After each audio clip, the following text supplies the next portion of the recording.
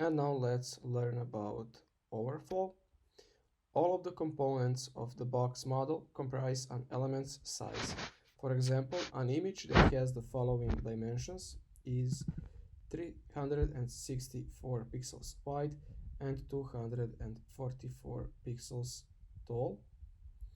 So 300 pixels wide with 200 pixels tall, 10 pixels padding on the left and right, 10 pixels padding on the top and bottom, 2 pixels border left and right, 2 pixels border top and bottom, 20 pixels margin left and right, and 10 pixels margin on top and bottom. The total dimensions, 364 by 244, are calculated by adding all of the vertical dimensions together and all of the horizontal dimensions together. Sometimes these components result in an element that is larger than the parent's containing area. How can we ensure that we can view all of an element that is larger than its parent's containing area?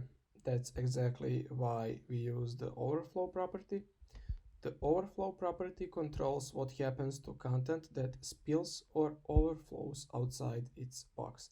It can be set to one of the following values. So hidden, when set to this value, any content that overflows will be hidden from view. Scroll, when set to this value, a scroll bar will be added to the elements box so that the rest of the content can be viewed by scrolling. And we got visible. When set to this value, the overflow content will be displayed outside of the containing element. Note, this is the default value of the overflow property. In the example above, if any of the paragraph content overflows, perhaps a user resized their browser window, a scroll bar will appear so that users can view the rest of the content. The overflow property is set on a parent element to instruct a web browser how to render child elements. For example, if a div's overflow property is set to scroll, all children of this div will display overflowing content with a scroll bar. Let's see the instructions for the exercise. In order to see the impact of overflow scroll, first change the height of the main element to 1000 pixels. Okay, right here. So height 1000 pixel. And now set the overflow of the main element to scroll.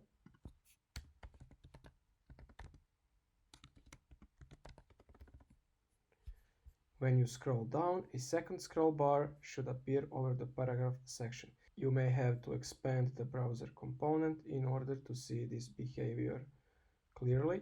And let's update our code. And you see right here we got this second scroll bar. So this is because the main element now has the height of 1000 pixels, and its content, its child elements, all of them in total have height more than 1000 pixels, and that's why we got this scroll bar, so we can scroll down and see those elements that are not visible in first 1000 pixels. Let's proceed to the next exercise.